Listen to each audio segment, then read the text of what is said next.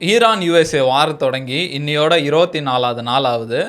Trump வந்து ஒரு 2 வாரத்தில் வந்து இந்த வாரே முடிஞ்சிடும் அப்படின்ற மாதிரி சொன்னார். இன்றைக்கி வந்து 24 நாள் ஆகுது. ஆனால் இன்னும் முடிஞ்ச பாடு இல்லை, இன்னும் எஸ்கலேட் ஆகுது அப்படின்ற மாதிரி தான் இருக்குது.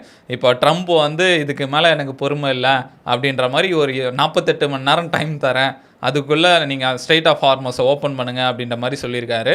அதுக்கு ஈரான் ரெஸ்பாண்ட் பண்ணியிருக்காங்க. அது என்ன அப்படின்ற மாதிரி பார்ப்போம். அதே மாதிரி ஈரான் வந்து இப்போ அமெரிக்காவோட F-15 F-35 ஃப்ளைட்ஸ்லாம் அட்டாக் பண்ணிட்டு இருக்காங்க. இதனால அமெரிக்காவுக்கு என்ன பாதிப்பு, அதே மாதிரி ட்ரம்ப் வந்து இப்போ லேண்ட் இன்வேஷன் பண்ணலாமா அப்படின்ற மாதிரி பார்த்துட்டு இருக்காரு. அது பண்ண முடியுமா அப்படின்ற மாதிரி இந்த வீடியோவில் டீட்டெயிலாக பார்ப்போம். இந்த வாரம் ஆரம்பித்து இன்னையோட 24 நாள் ஆகுது. இந்த வார் வந்து முடிஞ்ச மாதிரி இல்லை. ட்ரம்ப் வந்து நான் முடிச்சிட்டேன், ஈரானோட மிலிட்ரி மொத்தத்தையும் முடிச்சாச்சு அப்படின்ற மாதிரி சொல்கிறாரு. ஆனால் அவனுங்க எங்கேருந்து தான் அட்டாக் பண்ணிட்டு இருக்கானுங்கன்னு தெரில.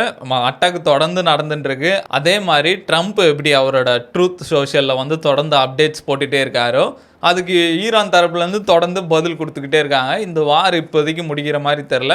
அவங்களும் வந்து இந்த ஸ்ட்ரெயிட் ஆஃப் ஹார்மஸையும் ஓப்பன் பண்ணுற மாதிரி தெரில.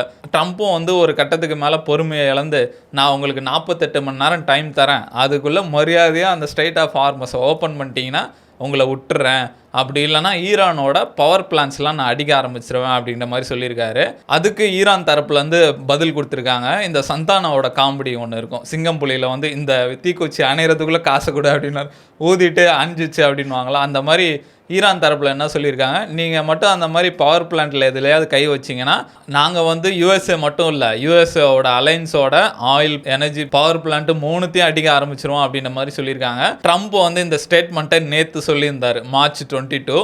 அவர் சொன்ன 48 மணி நேரம் வந்து இன்றைக்கி நைட்டோட முடியுது. அதுக்கப்புறம் பார்க்கணும். அவர் சொல்லிட்டாரு, இப்போ அடித்து தான் ஆகணும், அடிக்கலைன்னா ரொம்ப அசிங்கமாக போச்சே குமார் அப்படின்ற மாதிரி ஆகிடும்.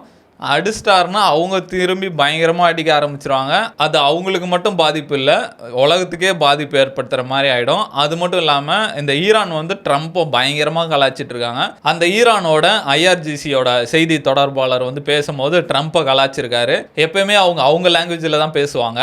இன்றைக்கி வந்து இங்கிலீஷில் பேசியிருக்காரு அவர். ட்ரம்ப் யூ ஆர் ஃபயர்டு அப்படின்ற மாதிரி சொல்லியிருக்காரு. தேங்க்யூ ஃபார் யுவர் அட்டென்ஷன் அப்படின்ற மாதிரி சொல்லியிருக்காரு. இது வந்து ட்ரம்ப்போட ஃபேமஸான டயலாகு. ட்ரம்ப் வந்து ஒரு ரியாலிட்டி ஷோ வச்சுருந்தார், அப்ரண்டிஸ்ன்ட்டு. 2004லேருந்து 2015 வரைக்கும் அந்த ஷோ போச்சு. அதில் தான் ட்ரம்ப் ரொம்ப ஃபேமஸ் ஆனார். அந்த ஷோவில் வந்து இந்த மாதிரி ஆள்லாம் எடுக்கும் போது அவங்க எதாவது சரியாக பண்ணலன்னா யூ ஆர் ஃபயர் அப்படின்வார். அது ரொம்ப ஃபேமஸ். போன எலெக்ஷன் டிபேட்டில் கூட Kamala Harris you are fired அப்படின்ற மாதிரி சொன்னார். அதே வந்து இப்போ ஈரான் சொல்லியிருக்காங்க, ட்ரம்ப் யூ ஆர் ஃபயர்டு. இது உங்களுக்கு நல்ல ஞாபகம் இருக்குமே அப்படின்னு சொல்லிட்டு அவங்க கலாச்சிட்டு இருக்காங்க. இப்போ ஈரான் வந்து யுஎஸ்ஆ இருக்கட்டும், இஸ்ரேலாக இருக்கட்டும் பயங்கரமாக கலாய்கிறாங்க. இந்த மாதிரி மார்க் பண்ணுறதா இருக்கட்டும், மிசைல்ஸ்லலாம் ஸ்டிக்கர் ஒட்டி அனுப்புறது. இப்போ ஈரானோட ப்ரெஸ் பேஜிலலாம் பார்த்தா ட்ரம்ப்பை வச்சு பயங்கரமாக ஏஐ வச்சு நிறைய ட்ரோல்லாம் பண்ணிட்டு இருக்காங்க. நம்மளோட லாஸ்ட் வீடியோலேயே அந்த வீடியோ ஈரான் பேஜிலேருந்து எடுத்து போட்டிருந்தோம். ட்ரம்ப் வந்து போர்டு வச்சு நிற்பார், please help me open Hormuz அப்படின்ற மாதிரி போட்டிருப்பார். வரிசையாக ஒரு காராக போயிட்டுருக்கோம். லண்டனோட பிரைம் மினிஸ்டரும் ஃப்ரான்ஸோட பிரசிடெண்ட்டும் காரில் போயிட்டுருப்பாங்க. பார்த்துட்டு சிரிச்சுட்டு போயிடுவாங்க. அப்புறம் நார்த் கொரியாவோட கிம் ஜாங் உன்னும் அப்புறம் ரஷ்யா பிரசிடென்ட் புட்டினும் வந்து போயிட்டுருப்பாங்க.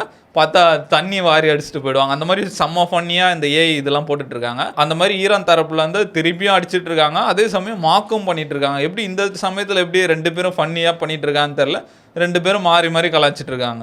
ஈரான் கிட்ட இருந்து வந்த மெசேஜ் ரொம்ப கிளியராக இருக்குது. அவர் வேற 4 ஆப்ஷன் மாதிரி சொல்லியிருந்தார். ஃபஸ்ட்டு வந்து நீங்கள் ஏதாவது எங்கள் பவர் பிளான்ட்டை தொட்டுட்டிங்கன்னா ஹார்மோஸை வந்து நாங்கள் கம்ப்ளீட்டாக க்ளோஸ் பண்ணுறோம், எங்களோட பவர் பிளான்ட் ரீபில்ட் ஆகிற வரைக்கும் அதை நாங்கள் திறக்கவே மாட்டோம்னாரு. 2வது வந்து US கண்ட்ரிஸ் அலைன்ஸில் அமெரிக்கன் ஷேர் ஹோல்டர்ஸ்லாம் இருந்தாங்கன்னா அவங்களையும் நாங்கள் டார்கெட் பண்ணுவோம். 3வது வந்து இந்த எனர்ஜி பவர் பிளான்ட்டு டெக்னாலஜி அதையும் நாங்கள் அடிப்போம். 4வது வந்து US பேஸ் எந்த கண்ட்ரிலலாம் இருக்கோ அந்த கண்ட்ரியோட பவர் பிளான்ட்டையும் அடிப்போம், நீங்கள் எங்களை தொட்டிங்கன்னா நாங்கள் எல்லாரையும் அடிப்போன்ற மாதிரி அவங்க மெசேஜ் கிளியராக இருக்குது. அதே மாதிரி இன்னொரு வீடியோ கூட வந்தது, இஸ்ரேலில் பார்த்தோன்னா இந்த கிளஸ்டர் பாம்ஸ்லாம் தெரிஞ்சிருந்ததுனாங்க.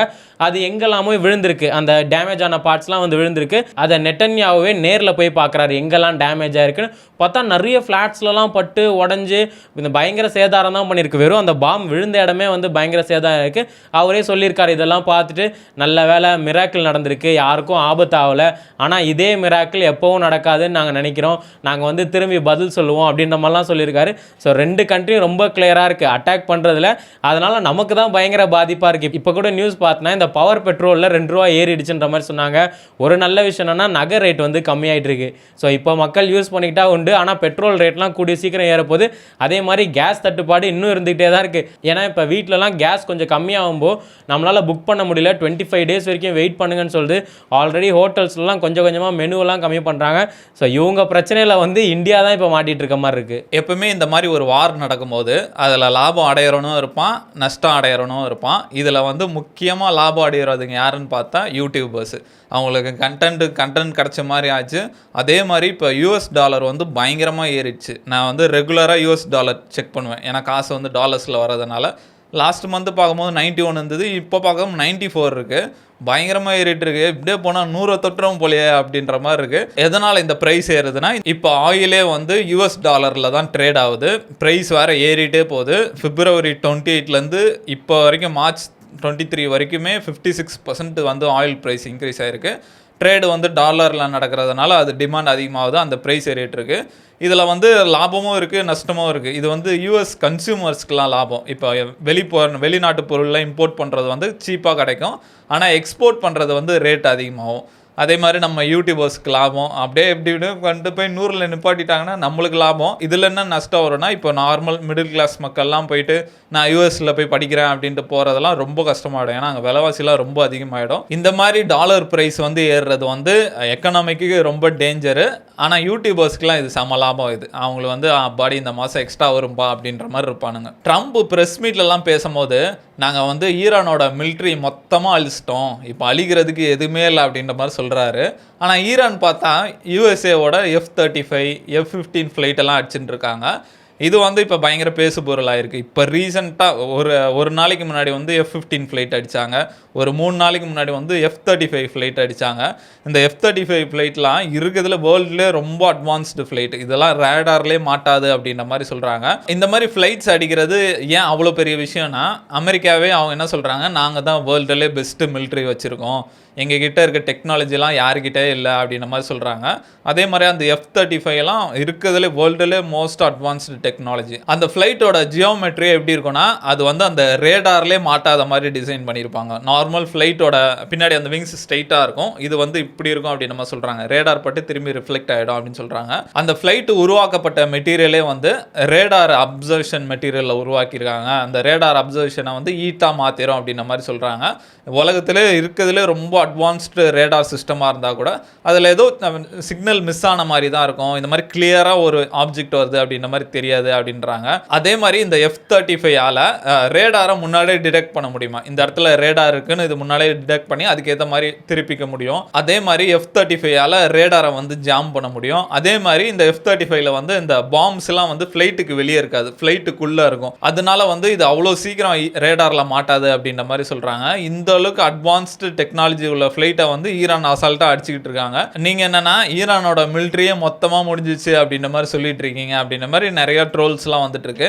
அதே மாதிரி இப்போ ஈரான் வந்து இந்தியன் ஓஷனில் அட்டாக் பண்ணியிருக்காங்க. இந்தியன் ஓஷனில் இருக்க US பிரிட்டன் பேஸில் வந்து அடிச்சிருக்காங்க. இது 4000 கிலோமீட்டர் தள்ளி போய் அந்த மிசில் போயிருக்கு. ஆனால் பேஸுக்கு எதுவும் இல்லை, அந்த டிஃபென்ஸ் சிஸ்டம் வந்து திருப்பி அட்டாக் பண்ணிச்சு. ஆனாலும் வந்து எங்களால் அவ்வளோ தூரம் அடிக்க முடியும், நாங்கள் நினச்சா பாரிஸு பிரிட்டன்லாம் அடிப்போன்றத ஒரு மெசேஜ் மாதிரி சொல்கிறாங்க அப்படின்ற மாதிரி ஈரானை பற்றி இப்போ நிறைய நியூஸ்லாம் வந்துட்டுருக்கு. இப்போ USA குழம்பி போயிருப்பாங்க, இவங்க கிட்ட என்ன தான் இருக்குது அப்படின்னே தெரியல. இப்போ USA பொறுத்த வரைக்கும் அவங்க கிட்ட என்ன மாதிரி வெப்பன்ஸ் இருக்குது, என்ன மாதிரி ஃபைட்டர் ஜெட்ஸ் இருக்குன்ற மாதிரி எல்லாருக்கும் தெரியும். ஆனால் ஈரான் கிட்ட என்ன இருக்குன்னு அஃபிஷியலாக யாருக்குமே தெரியல. எப்போவுமே பார்த்தா அவங்க கிட்ட வந்து ட்ரோன்ஸ் இருக்குன்ற மாதிரி சொன்னாங்க. அதுக்கப்புறம் இந்த கிளஸ்டர் பாம்ஸ்லாம் யூஸ் பண்ணுறேன்றாங்க. இப்போ பார்த்தோன்னா புது மிசைல்ஸ்லாம் யூஸ் பண்ணுற மாதிரி அப்டேட் வந்துட்டு இருக்கு. அதே மாதிரி அவங்க சொன்ன மாதிரி ஒரு 6 மாதம் வரைக்கும் சாலிடாக சண்டை போடுவாங்க போல, எங்களுக்கு எந்த ஒரு இதுவுமே இல்லை, நாங்கள் அடிச்சுக்கிட்டே தான் இருப்போம் அப்படின்ற மாதிரி. ஆனால் இஸ்ரேல் கிட்ட இருந்தும் நிறைய ஃபுட்டேஜஸ் ஈரானோட இங்கே அட்டாக் பண்ணோம் அங்கே அட்டாக் பண்ணோன்னு.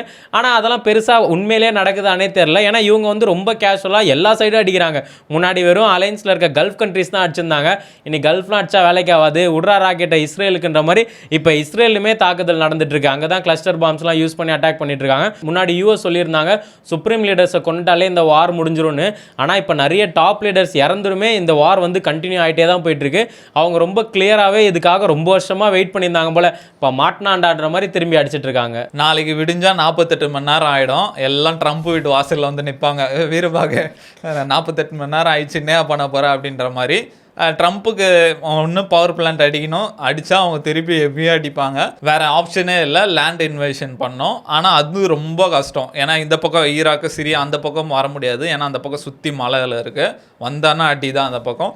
இந்த பக்கம் பாகிஸ்தான் வழியாக தான் வரணும். இந்த பக்கம் பார்த்தா கடல் இருக்குது. கடல் வழியாக வந்தாலும் அடிப்பாங்க. அவங்களுக்கு இருக்க பெஸ்ட் ஆப்ஷன் வந்து இந்த பர்ஷியன் கல்ஃபில் இருக்க கார்க் ஐலாண்டை பிடிக்கிறது தான். அங்கே பிடிச்சாலும் அடிப்பாங்க.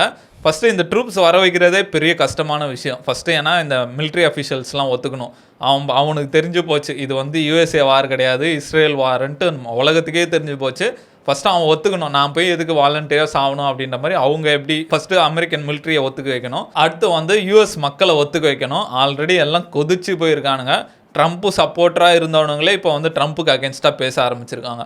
அந்த மக்களை ஒத்துக்க வைக்கணும். ஏன்னா பெரிய போராட்டம் வச்சிரும், ட்ரம்ப் வந்து இஸ்ரேலுக்காக செயல்படுறாரு அப்படின்ற மாதிரி ஒரு பெரிய போராட்டம் வந்துடும்.